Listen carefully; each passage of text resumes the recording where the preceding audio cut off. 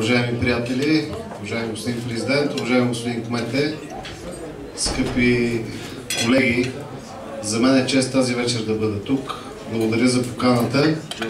Аз може да се каже, че за времето, откакто съм областен, покрай Стефан Мирев живея с Ротари Панагюрище, защото той всеки ден ми казва за вашите инициативи.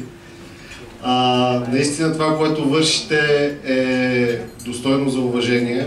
Искам да ви пожелая да продължавате да го правите, да правите добри дела и ви моля да ми позволите да благодаря.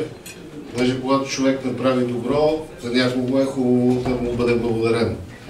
Искам да използвам това, че съм тук тази вечер и да благодаря на професор Цуцорков и на инженер Николов.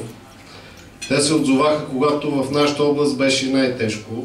И ако не беше тяхната подкрепа и на хората, на екипите, които изпратиха, сигурно по най-високите ни части в областта още ще да имаше бедстващи хора. Затова ви благодаря специално.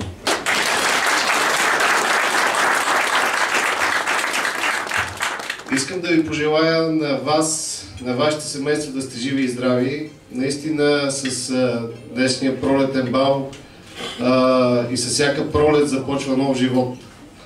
Нашата държава, нашето общество има нужда да изживее своята нова пролет.